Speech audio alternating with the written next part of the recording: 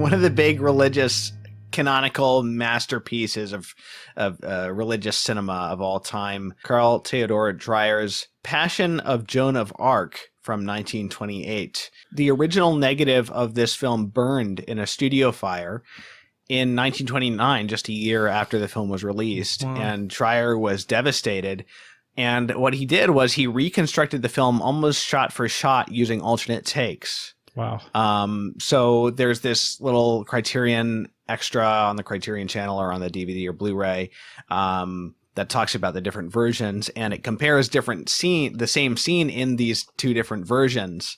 For example, this is how I learned that the bloodletting scene is actually real. What? Like they used like an extra or like a crew member or something's No. arm. And so they show you two different takes of that simultaneously. And one, the blood just sort of dribbles out. So it's like the lesser take that he had to use for the second version of the film. My gosh. Because in the first one, it looks fake because it like spurts out in this perfect arc, into the pan. Yeah. Wait, so apparently that was real.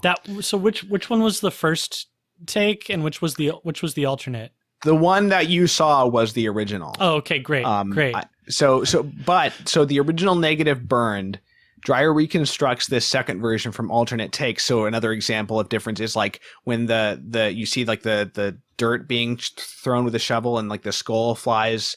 It like didn't land like right side up in the alternate Dang, take. that must so have they been were just like not as so frustrating for him, to like, oh my gosh, that would have been killer. It is crazy. Yeah. And the negative of the second reconstruction also burned in another studio fire. Oh, no. And then various versions from prints of that, I think of that, maybe of the second version, sort of circulated, and somebody in like the 50s or something made a version.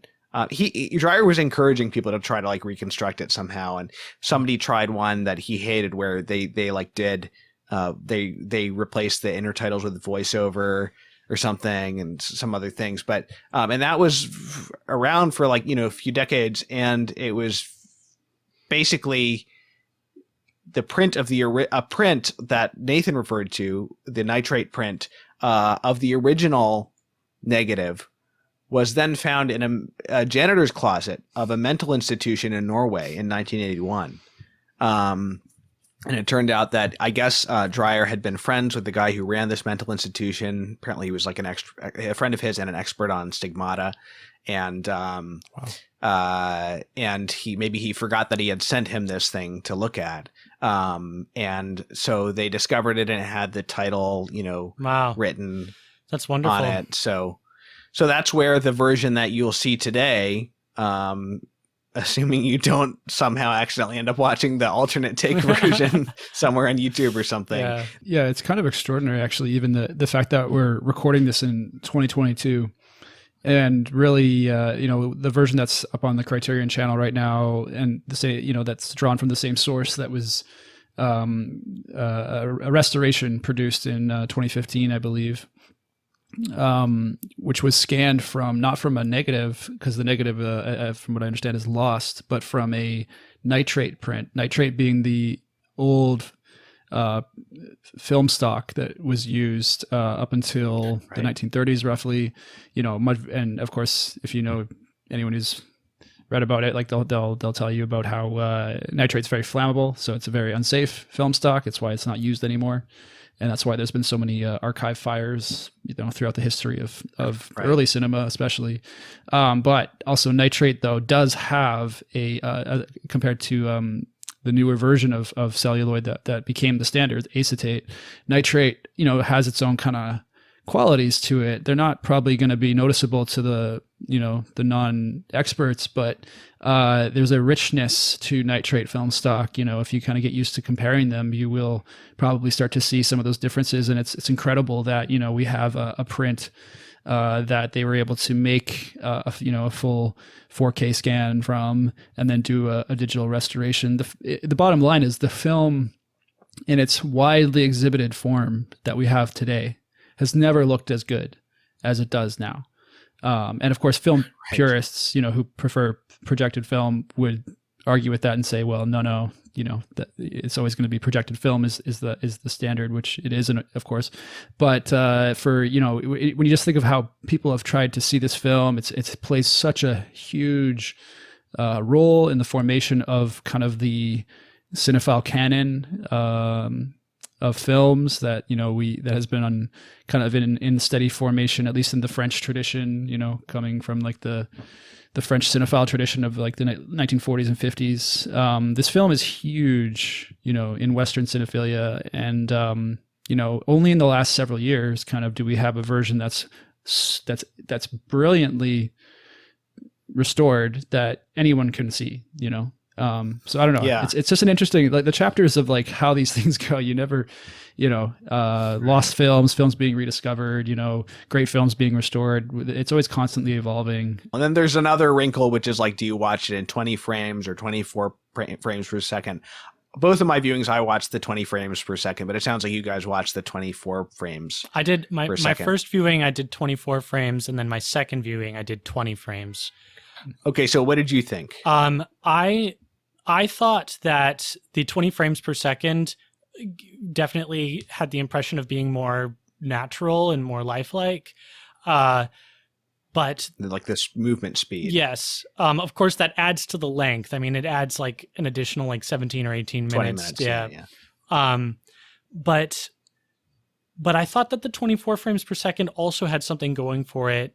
There's like a driving energy to the piece, right. Whether you watch it in 24 frames per second or 20 frames per second, but it's definitely accentuated in the faster one, where it's like everything is driving to this climax.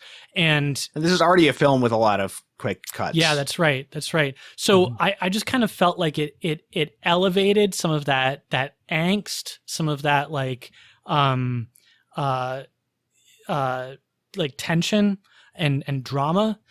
It kind of made it more exciting, where the 20 frames per second made it a more contemplative experience. And you were probably able to see some of the nuances in Fal Kennedy's performance. Better in this in everybody's performances, you were able to sort of stay with them just that much longer to kind of notice, this little swallow here, or this little movement of the cheek here, or something, which is totally crucial to not just Fal Kennedy's performance, but the whole visual style of this film. So much of the storytelling is conducted in these extreme close-ups of faces, which is another thing that I think gives it this modern feel, is that it's sort of, it lives in the close-up. But yeah, and we'll talk about the visual style in a second. I just wanted to say, while we're on the topic of silent film, diving deep into the technology of silent film, that we mentioned different frame rates, and there's a debate about what frame rate this film should be shown at. And part of the reason for that, is that silent films were not shown at a consistent frame rate from theater to theater, because they were cranked. The projector was hand cranked.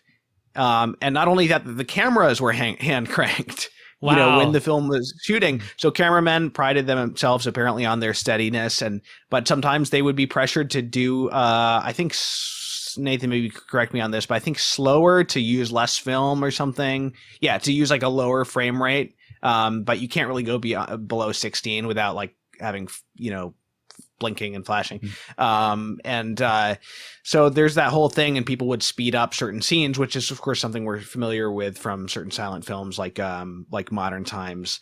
But yeah, in the movie theater, the projectionist would also be hand cranking it, and not everybody would be doing it the same speed. Sometimes they would do it too fast so that they would be able to make more money by showing another showing per day. Certain theaters would do this, and directors would get upset. There's a story of, I don't remember the name of the guy, but another Danish director, Dreyer was Danish, going to see one of his films, and the film was just shown way too fast, and he stands up and he starts yelling at the projectionist, and then the police called and he gets hauled away.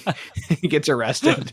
So that's just a little bit of background about frame rates, but that's why people aren't quite sure how fast this thing should be shown at. And they have to reconstruct it from like looking at the score of like the original score, and like there's like, you know, time markers in certain parts, like it says how long this cue should be and stuff, and they're